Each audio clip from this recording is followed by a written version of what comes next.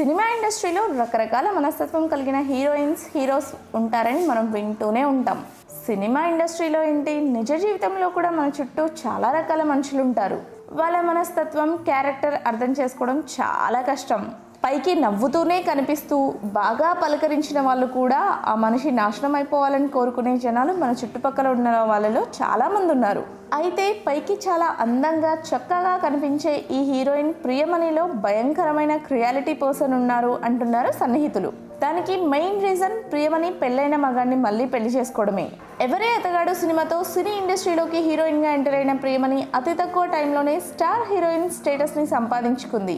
ఎవరూ ఊహించని విధంగా రాజమౌళి కంట్లో పడి యమదొంగ సినిమాలో అవకాశం కొట్టేసి బ్లాక్ బస్టర్ హిట్ని తన ఖాతాలో వేసుకుంది. ఇక తర్వాత చాలా సినిమాలు చేసిన ప్రియమణి కొన్ని సినిమాలు హిట్ అయ్యాయి, కొన్ని సినిమాలు ఫ్లాప్ కూడా అయ్యాయి. నిజం చెప్పాలంటే ప్రియమణి ఖాతాలో హిట్ సినిమాల కన్నా ఫ్లాప్ సినిమాలే ఎక్కువ ఉన్నాయి.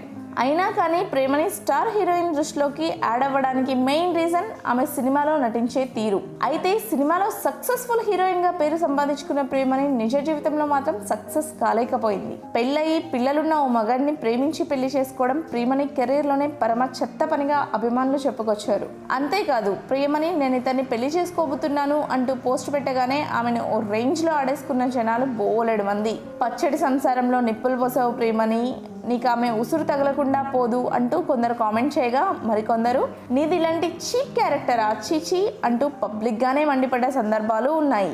దీంతో గతంలో ప్రియమణి పెళ్లి విషయం చాలా హాట్ టాపిక్గా నడిచింది. ప్రజెంట్ ప్రియమణి వెబ్ సిరీస్లతో, సినిమాలతో బిజీగా ఉందని చెప్పవచ్చు. ఇలాంటి మరిన్ని ఇంట్రెస్టింగ్ వీడియోస్ కోసం మన ఛానల్ని సబ్స్క్రైబ్ చేసుకోండి.